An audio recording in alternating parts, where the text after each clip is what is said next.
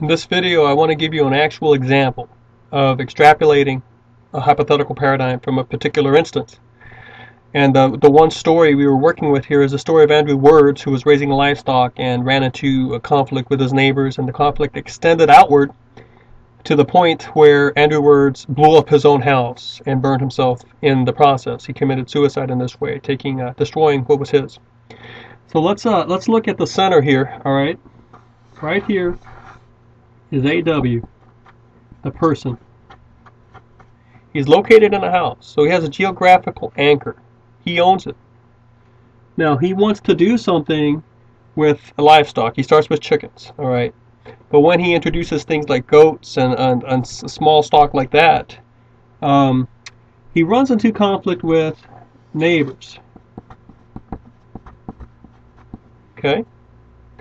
But neighbors know him. I mean, it's a face-to-face thing. It's a person-to-person. You can have actual dialogue. You can try to resolve this on a personal level. So we should understand here that this is still person. Okay. But then the neighbors complain enough that the city comes in and cites Andrew Words. Okay. So now you have city legislation, and they give him a citation.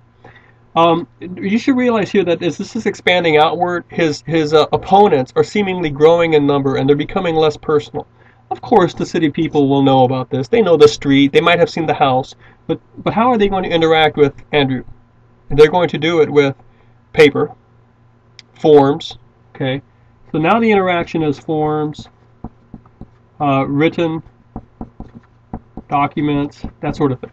Okay, and there's the long chain of due process, right? That you have to work your way through this process, and it's full of things you have to enter and data and all that, and you're losing your ability to be in the moment and to interact with another person. Okay, now from here,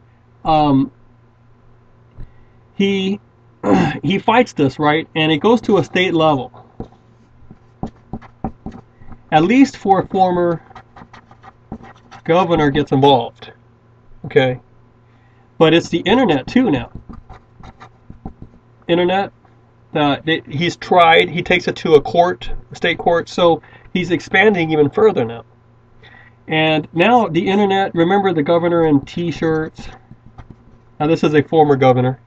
But what's happening here is you are now involving the state and the internet, which is part of a nation. National, okay? Internet.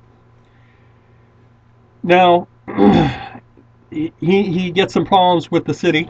He breaks up a zoning violation. He gets thrown in jail. Okay, so he's back against the state here. Jail. It has to be a state government that does that. That would actually put you in jail. He was there for 3 years, wasn't he? But then he broke the violation or something. So he's back at now what keeps you in jail? See, now force is coming in here. Okay. Then he gets he gets in a battle with people who don't want to repay him for flood damage. Now, who is this? It's an insurance company. Now, that's either at a state or a national level.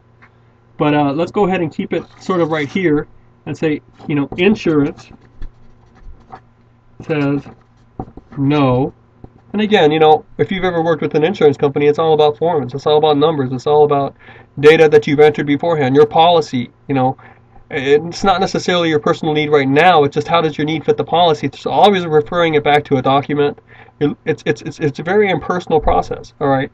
It has the superficial feel of being personal, but at the end, it's going to be resolved versus what these words on this paper say, regardless of what you're trying to tell me. So they look past the personal plight of the moment to see what they can cover and what they don't have to cover based on the contract you signed before you were ever in this crisis. So there is a lot of impersonal. He may be feeling he's losing his ability to negotiate properly in these conflicts. All right. Then they try to evict him. Now who's trying to evict him? The bank who owes his mortgage. Okay. So this also is sort of on a personal bank eviction. Okay. Now look, this and this is all about money. Okay, these are issues now about money. How are they going to do this? How do you evict someone? You have to get the sheriff involved. So all of a sudden you have armed forces showing up to carry out this eviction, and you get the sense that they're doing it because they want to gain personally from this. And if you feel like you've lost your identity as a person because they're viewing you only as a number or as a word or as a statistic or as a form, what recourse of negotiation do you have left? At that point you might say, I'm going to negotiate with actions now. And it's not going to be persuasive in the sense I'm trying to get you to see my point. I'm going to just try to keep you from that which you want. Now it's revenge. And that might be a reason he destroys his own identity and burns down the house to keep it.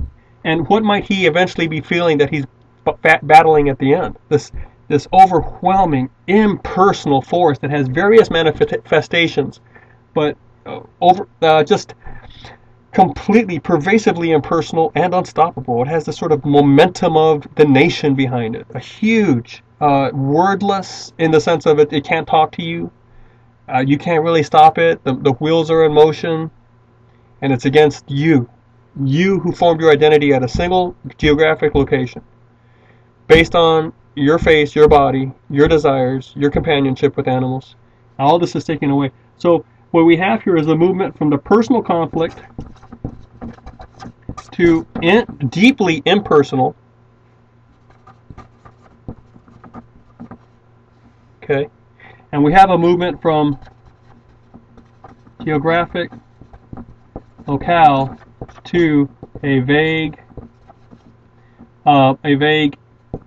everywhere enemy, or a ubiquitous enemy. You can't win with those odds.